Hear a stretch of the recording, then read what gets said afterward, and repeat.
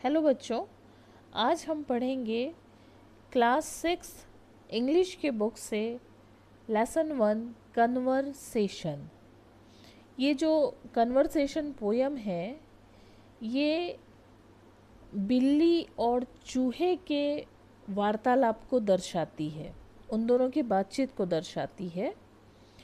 और बिल्ली जो है वो चूहे के घर में आना चाह रही है, जबकि चूहा बहाने बनाकर बिल्ली को अपने घर में आने से रोकने की कोशिश कर रहा है।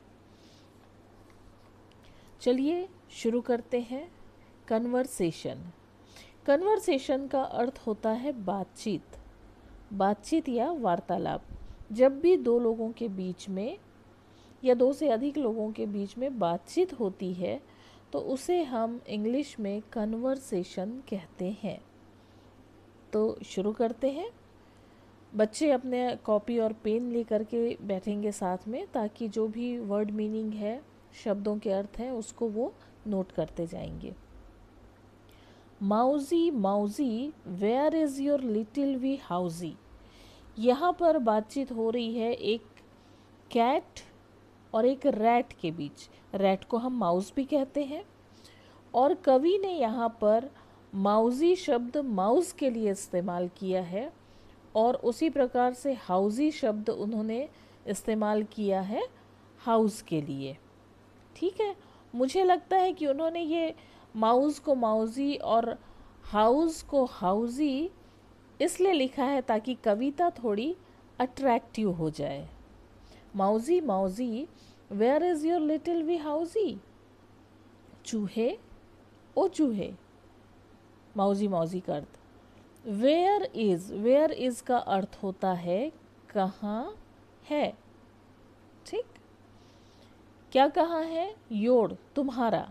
कहाँ है तुम्हारा? Little wee housie. लिटिल का अर्थ होता है छोटा और वी का अर्थ होता है बहुत छोटा।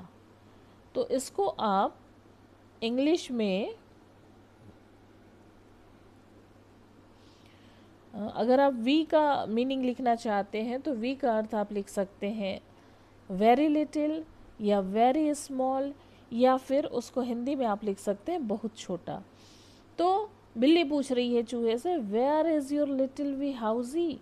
तुम्हारा छोटा सा, बहुत छोटा सा घर कहाँ है।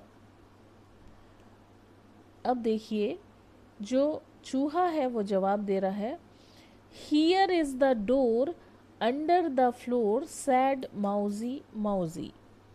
हियर इज़ मतलब यहाँ है। हियर का अर्थ होता है यहाँ। हियर इज़ यहाँ है। द डोर, दरवाज़ा यहाँ है। कहाँ? Under the floor. अंडर का अर्थ होता है नीचे, और फ्लोर का अर्थ होता है फर्श। तो दरवाज़ा यहाँ है, फर्श के नीचे। सैड माउजी माउजी।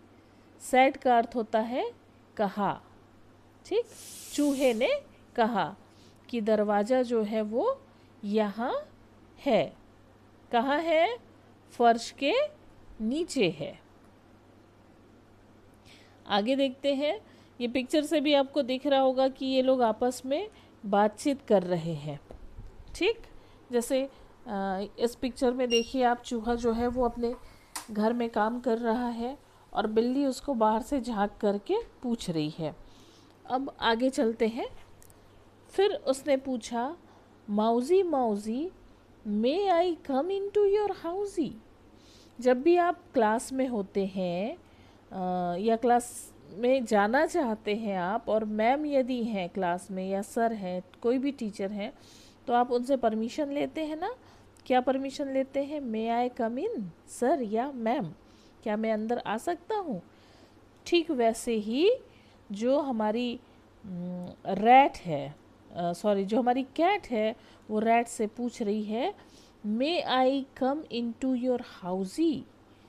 क्या मैं तुम्हारे घर के अंदर आ सकती हूँ। मे आई कम इन टू योर हाउजी। चूहे, क्या मैं तुम्हारे घर के अंदर आ सकती हूँ। अब देखिए आगे चूहे ने फिर जवाब दिया है, क्या कहा? You can't get in, you have to be thin. You can't, देखिए कैन का अर्थ होता है सकना। कैन मतलब सकना, और कैन नॉट यदि हम लिखते हैं, कैन नॉट, तो इसका अर्थ होता है नहीं कर सकता या नहीं कर सकना, ठीक है। तो कैन नॉट को हम शॉर्ट रूप में लिखते हैं कांट, ठीक है। कैन के बाद हम एक एपोस्ट्रोफी लगाते हैं ये, और फिर टी, जिसका अर्थ होता है कांट, या फिर कैन नॉट। ये कैन नॉट का शॉर्ट फॉर्म है कांट, तो इसको हम ऐसे लिख सकते हैं, यू कांट गेट इन। चूहा बोल रहा है बिल्ली से, तुम अंदर नहीं आ सकती। क्यों? You have to be thin. Thin मतलब पतला या दुबला। अच्छा, बी थिन मतलब पतला होना या दुबला होना, ठीक है। और यहाँ पर देखिए एक और शब्द है हैव टू। हैव टू का अर्थ होता है करना होगा या करना पड़ेगा, ठीक। You have to be thin, जिसका अर्थ होता है तुम्हें दुबला होना पड़ेगा। Said माउजी mousey. अब माउस ने जवाब दिया बिल्ली को कि यू कांट गेट इन, तुम अंदर नहीं आ सकती। You have to be thin, तुम्हें अंदर आने के लिए दुबला होना पड़ेगा। सैड माउजी माउजी, चूहे ने कहा। अब चलिए आगे देखते हैं। फिर से बिल्ली पूछ रही है चूहे को, mousie mousie want you come out of your housie.